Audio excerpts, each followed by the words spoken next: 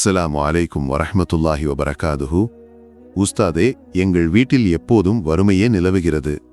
கஷ்டங்களும் துன்பங்களும் எங்களை விட்டு விலகுவதே இல்லை.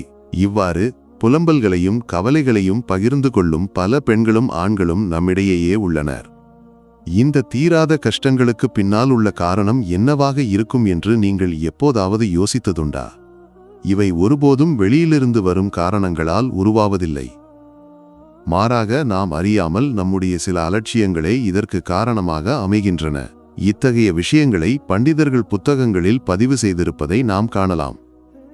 வீடுகளில் வறுமை உருவாவதற்கும் பரக்கத் ஆசீர்வாதம் இல்லாமல் போவதற்கும் பல காரணங்கள் உள்ளன. அவற்றில் முக்கியமான ஒன்று இரவு நேரங்களில் வீட்டை துடைப்பது. இதன் விளைவுகளை அறியாமல் இரவு நேரங்களில் துடைப்பதை பெண்கள் ஒரு பழக்கமாக மாற்றியுள்ளனர். இந்த பழக்கத்தை மாற்றினால் மட்டுமே அந்த வீடுகளிலிருந்து கஷ்டங்கள் விலகும் என்பதை நாம் புரிந்து கொள்ள வேண்டும். ஏனெனில் இரவு நேரம் ஒருபோதும் இத்தகைய செயல்களுக்கு நியமிக்கப்பட்டதல்ல. மாறாக அல்லாஹ் தஆலாவுக்கு இபாதத் செய்யவும் நற்காரியங்களை பெருக்கவும் உள்ள நேரமாகும்.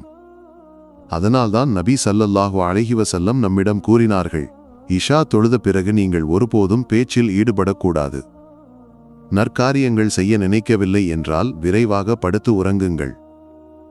இரவு நேரத்தின் மகத்துவத்தையும் புனிதத்தையும் இந்த நபி மொழியிலிருந்து நாம் புரிந்து கொள்ளலாம்.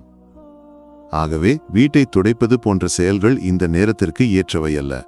அதேபோல கழிவுகளை ஒரு இடத்தில் குவிப்பது, சிலந்தி வலைகளை சுத்தம் செய்யாமல் விடுவது போன்றவையும் வறுமைக்கு காரணமாக அமைகின்றன. இவை அனைத்தும் பண்டிதர்கள் விவாதித்து நாம் ஜாக்கிரதையாக இருக்க வேண்டும் என்று கூறியவை.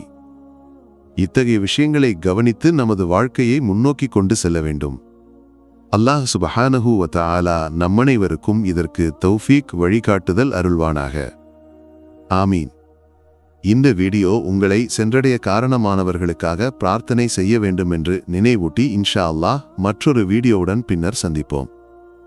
துஆவுடன் அஸ்ஸலாமு அலைக்கும் வரஹ்மத்துல்லாஹி வபரகாதுஹு.